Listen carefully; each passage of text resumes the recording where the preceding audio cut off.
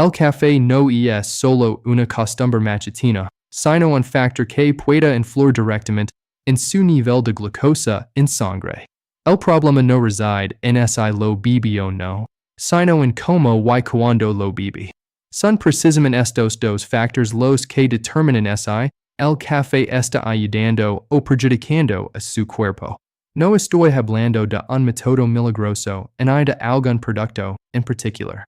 Se trata de algo muy simple, familiar, pero que a menudo es malinterpreta. Una taza de café puede estar ahora mismo en su cocina, pero la forma en que la utiliza es lo que realmente importa. Si se bebe en el momento incorrecto, el café puede elevar la glucosa en sangre y causar trastornos metabólicos. Pero si se bebe de la manera correcta, puede ayudar al cuerpo a controlar mejor la glucosa. La diferencia no está en el café, sino en cómo usted lo utiliza cada día. Por lo tanto, quédese hasta el final de este video, porque con solo unos pequeños ajustes que está a punto de conocer, puede cambiar por completo la forma en que su cuerpo reacciona al café y controlar mejor su glucosa en sangre cada día.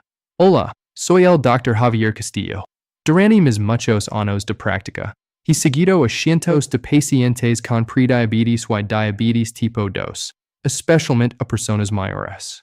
Y lo que me he dado cuenta no es que les faltan medicamentos o conocimientos complejos, sino que les faltan esos pequeños ajustes en sus hábitos diarios.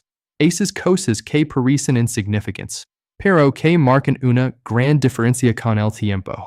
Vivimos en una época en la que la diabetes ya no es un problema personal, sino que se ha convertido en un problema social. El número de personas con la enfermedad está aumentando, especialmente en el grupo de mayores de 65 años. Y lo más preocupante es que muchas personas se encuentran en la etapa de prediabetes sin siquiera saberlo. Se sienten cansadas después de comer, tienen sed constantemente, les falta energía, pero asumen que es algo normal de la edad. Desde mi perspectiva, el problema no es la falta de soluciones, sino que estamos aplicando incorrectamente lo que ya tenemos. Y el café es un ejemplo perfecto.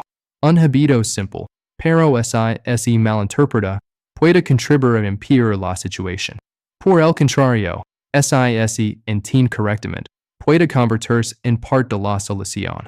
Por eso, quiero que se cuide hasta el final, porque lo que voy a compartir no es un método complicado, sino un ajuste muy pequeño, sin costo alguno, pero que puede generar un cambio notable en la forma en que su cuerpo precisa la glucosa en sangre. Pero antes de hablar sobre cómo hacerlo, necesita entender un principio básico que muy poca gente nota. Imagine su páncreas como una fábrica que produce insulina. La insulina es la lave que permite que la glucosa entre en las células para generar energía. Y la forma en que usted consume café cada día puede hacer que esta fábrica funcione más fluidamente o que se sobrecargue sin que usted se dé cuenta. Cuando usted come, la glucosa de los alimentos entra en el torrente sanguíneo. En ese momento, la fábrica del páncreas se pone en marcha, produciendo insulina para ayudar a las células a absorber la glucosa y convertirla en energía. En condiciones normales, todo funciona sin problemas. Pero el problema surge cuando esta fábrica se sobrecarga. Cuando consume con frecuencia alimentos que elevan rápidamente la glucosa en sangre, el páncreas se ve obligado a trabajar a su máxima capacidad durante largos periodos. Poco a poco, las células se vuelven menos sensibles a la insulina. Entonces, el páncreas tiene que producir cada vez más insulina para lograr el mismo efecto que antes. Aquí es cuando se desarrolla la resistencia a la insulina, y es el primer paso hacia la diabetes tipo 2. ¿Y qué papel juega el café en todo este proceso? En realidad, desde una perspectiva bioquímica, el café es una bebida muy especial. Contiene cientos de compuestos bioactivos, pero dos que destacan y que interesan especialmente a los científicos son el ácido clorogénico y la trigonalina. Puede imaginar estos dos compuestos como reguladores del tráfico dentro de su intestino. Cuando bebe café antes de una comida, ayudan a ralentizar la absorción de azúcar de los alimentos, haciendo que la entrada de glucosa en la sangre sea más lenta y estable.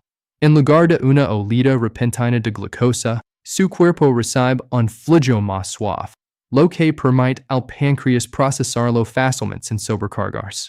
Un estudio publicado en la revista Diabetes Care, realizado por investigadores de la Escuela de Salud Pública de Harvard, analizó datos de más de 1 millón de personas y llegó a una conclusión que realmente impresionó la primera vez que la ley.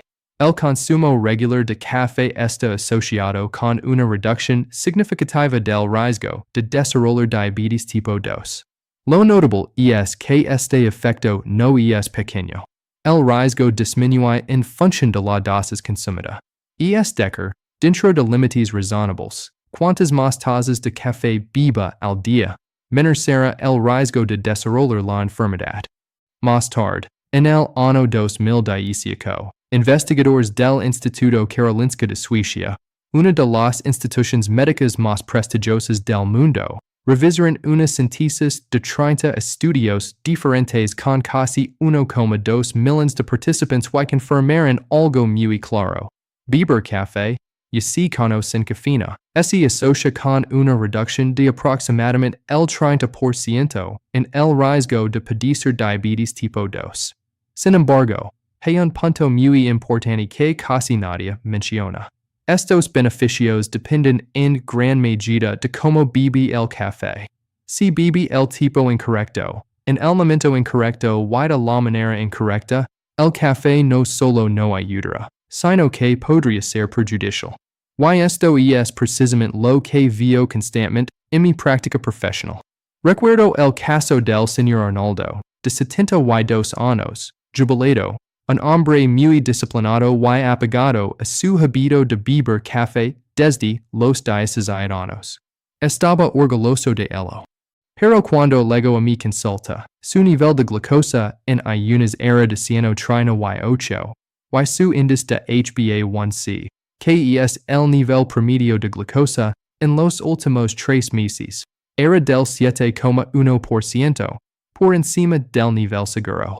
Me dijo, doctor, hago todo correctamente. Bebo café todos los días, camino 3 veces por semana. Entonces, lo pedí que descubriera en detalle su hábito de consumo de café. Y fue ahí cuando descubrí dónde estaba realmente el problema. Cada día, justo al despertar, antes de comer nada, se tomaba una taza de café negro muy cargado. Luego, sobre las 3 de la tarde, se tomaba otra taza acompañada de una galleta dulce, y a veces incluso una tercera taza antes de dormir, pensando que lo ayudaba a relajarse. Estos son precisamente los 3 errores típicos que lo explicaré en detalle ahora mismo. Primer error: beber café con el estómago vacío justo después de despertarse.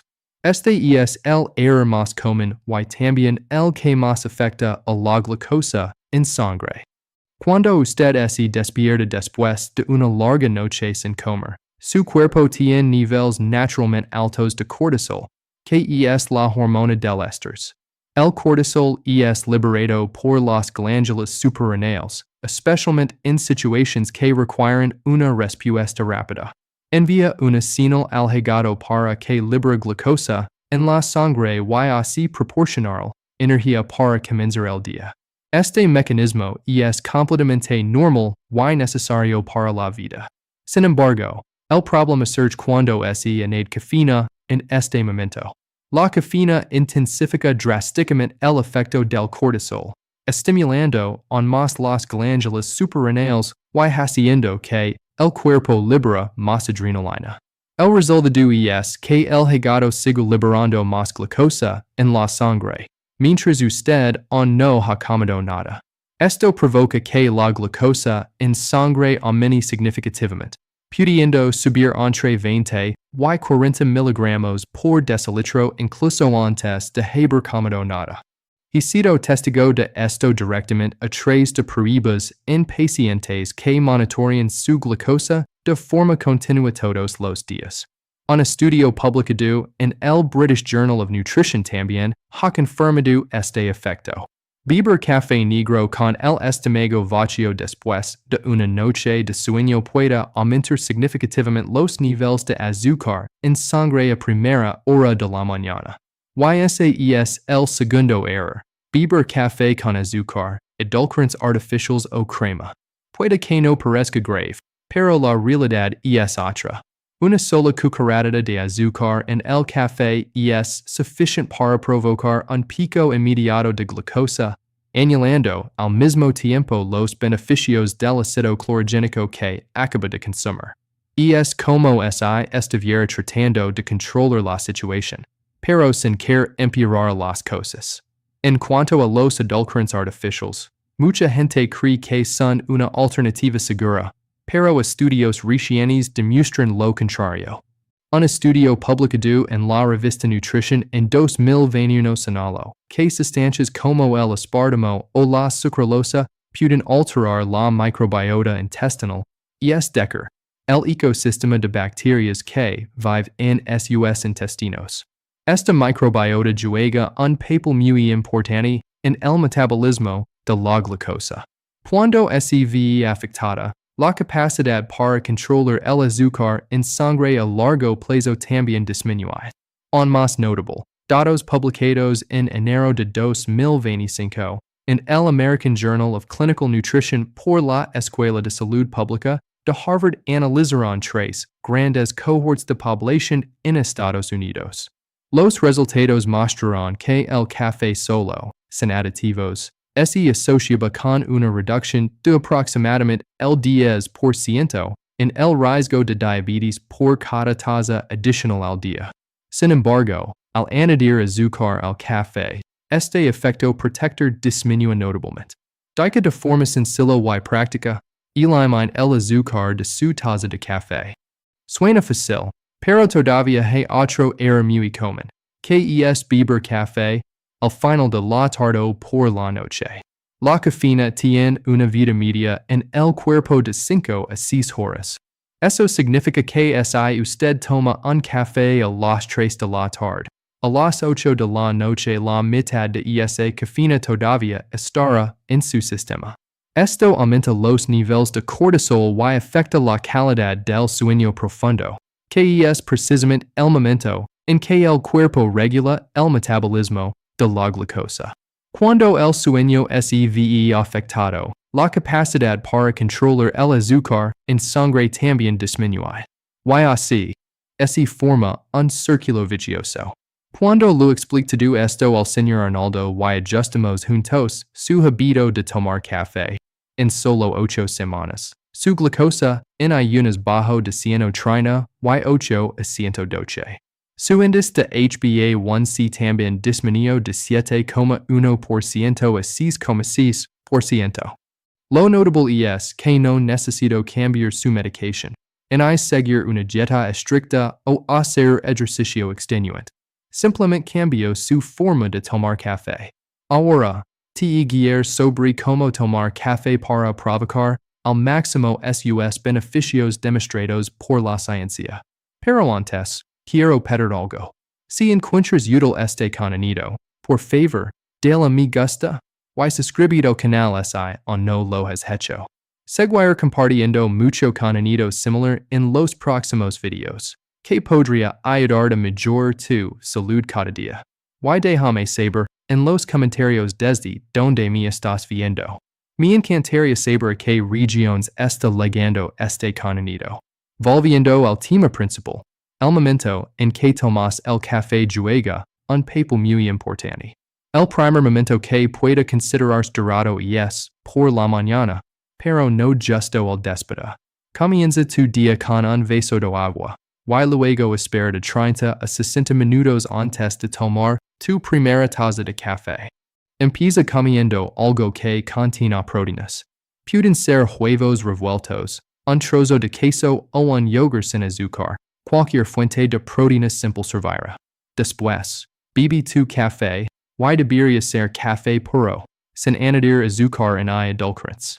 ¿Por qué es necesario comer proteínas antes?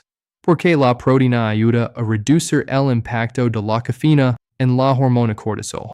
Proporciona los aminoácidos que el hígado utiliza de manera más eficiente, limitando así el pico innecesario de cortisol, que es un factor que eleva el azúcar en sangre. Un estudio publicado en el Journal of Clinical Endocrinology demostró que consumir proteínas antes que los carbohidratos y la cafeína puede reducir el pico de azúcar en sangre después de las comidas. Y si quieres optimizar aún más su eficacia, prueba a añadir aproximadamente media cucharada de canela en polvo a tu taza de café. La canela contiene compuestos que pueden imitar parcialmente la acción de la insulina, ayudando a las células a absorber mejor la glucosa. Un estudio en la revista Nutrients también demostró que el consumo regular de canela puede contribuir a una ligera reducción de los niveles de glucosa en ayunas. Por supuesto, esto no es una cura, pero es un aliado útil en el proceso de controlar el azúcar en sangre. En segundo lugar, toma café antes del almuerzo. Este es un secreto que muy poca gente conoce. Unos 20 o 30 minutos antes de tu comida principal, toma una pequeña taza de café sin azúcar. El ácido clorogénico del café actuará como un regulador del tráfico en tu sistema digestivo, ayudando a ralentizar la absorción del azúcar de los alimentos que estás a punto de comer. Gracias a esto, el nivel de azúcar en sangre después de la comida subirá más lentamente, reduciendo el riesgo de picos, uno de los factores que contribuyen a la diabetes tipo 2. Un estudio del Brigham and Women's Hospital, afiliado a la Facultad de Medicina de Harvard, publicado en la revista Diabetes Care, demostró que los compuestos del café, especialmente el ácido clorogénico y la trigonolina, pueden reducir significativamente las concentraciones de glucosa y insulina en los primeros 15 minutos después del consumo de carbohidratos en comparación con un placebo. Este efecto es real, medible, y puedes aprovecharlo sin ningún costo adicional. En tercer lugar, toma café después de hacer ejercicio. ¿Sueles caminar o hacer ejercicio? Si es así, presta atención a este momento. Dentro de los 30 minutos posteriores a terminar tu sesión de ejercicio o tu caminata, bebe una taza de café puro. En este momento, tus músculos están en su estado más sensible a la glucosa. Actúan como una esponja, listos para absorber el azúcar de la sangre y usarlo como energía. Cuando la cafeína se introduce en este momento preciso, ayuda a potenciar esa capacidad de absorción, apoyando un control más eficaz del azúcar en sangre. Esta es una ventana metabólica de oro que mucha gente desaprovecha. En cuanto a la cantidad total de café al día, la Organización Mundial de la Salud y muchas guías médicas sugieren que el consumo de unas 4 a 5 tazas pequeñas de café al día dentro de un estilo de vida saludable es seguro para la mayoría de los adultos. El Instituto Karolinska, en su recopilación de 30 estudios que mencioné antes, también encontró que este nivel de consumo se encuentra dentro del rango que ofrece beneficios protectores contra la diabetes. Sin embargo, cada persona tiene una constitución diferente. Si sientes palpitaciones, ansiedad, temblar en las manos o insomnio después de tomar café, es muy probable que tu cuerpo metabolice la cafeína más lentamente, lo cual se debe en gran parte a factores genéticos. En ese caso, deberías reducir la cantidad a unas 2 tazas al día o cambiar a un café descafeinado de alta calidad. Este tipo de café todavía contiene ácido clorogénico y conserva muchos de sus beneficios para la salud. Quiero contarte otra historia. La señora Sueli, de 68 años, una maestra jubilada, vino a verme con un diagnóstico de diabetes tipo 2 de hacía 3 años. Estaba tomando metformina, pero su azúcar en sangre seguía siendo difícil de controlar. Era una paciente muy cumplidora. Tomaba su medicación correctamente. Había reducido los carbohidratos en su dieta, pero su HbA1c se mantenía por encima de 7,5%. Cuando le pregunté en detalle sobre sus hábitos diarios, descubrí que por la mañana tomaba café con leche y azúcar, por la tarde café con galletas dulces, y apenas hacía ejercicio porque sincha las piernas pesadas. Juntos, elaboramos un plan muy sencillo. Por la mañana, esperaba unos 45 minutos después de despertarse. Comía un huevo duro y luego bebía café negro con un poco de canela. Antes del almuerzo, tomaba una pequeña taza de café unos 20 minutos antes de comer. Por la tarde, caminaba 25 minutos, 3 veces por semana, y tomaba café justo después del ejercicio. Al mismo tiempo, eliminamos por completo el café dulce y las galletas. Solo 6 semanas después, regresó con una sonrisa que nunca olvidaré.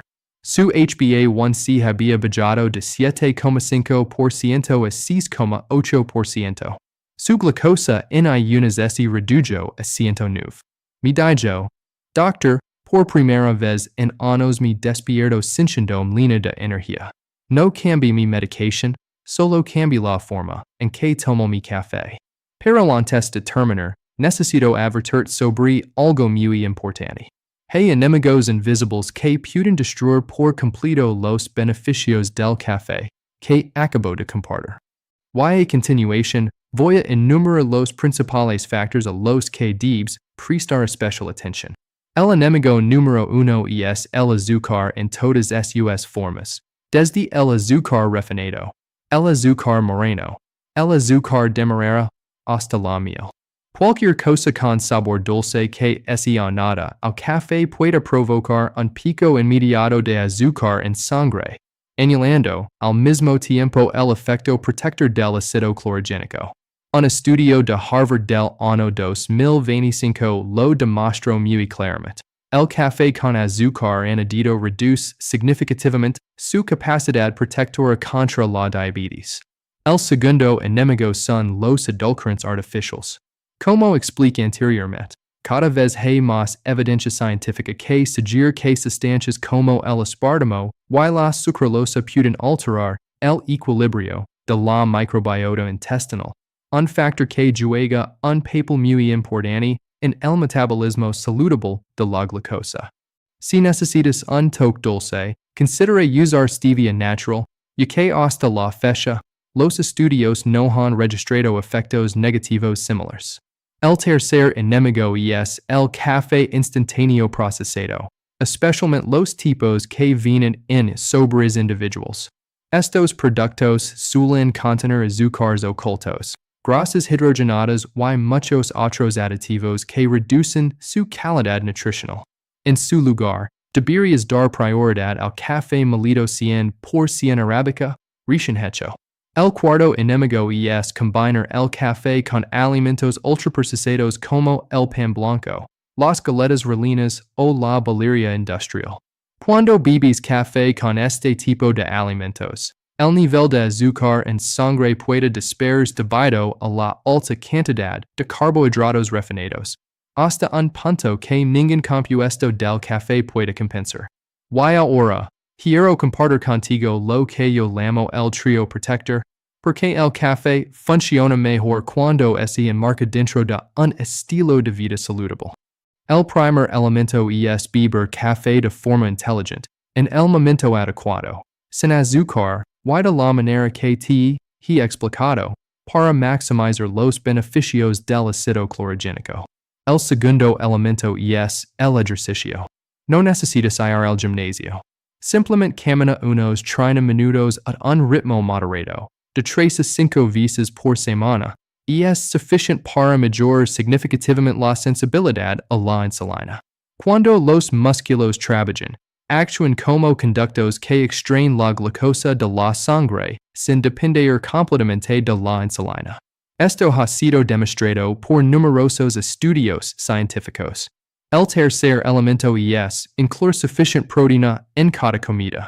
La proteína es el nutrient que menos eleva el azúcar en sangre, a la vez que te mantiene saciado por más tiempo y protege la masa muscular, que es donde más glucosa se consume en el cuerpo.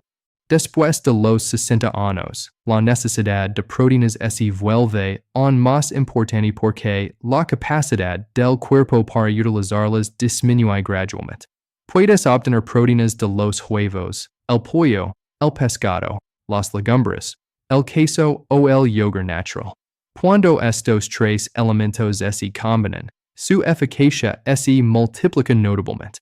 El café ayuda a mejorar la sensibilidad a la insulina. El ejercicio ayuda a los músculos a absorber mejor la glucosa y la proteína ayuda a estabilizar el azúcar en sangre después de las comidas. Y es una estrategia simple, eficaz, económica y que no requiere ningún producto especial. Sin embargo, necesito decir algo claro. Todo lo que comparto aquí son estrategias complementarias basadas en evidencia científica, pero no pueden reemplazar la consulta y el seguimiento médico.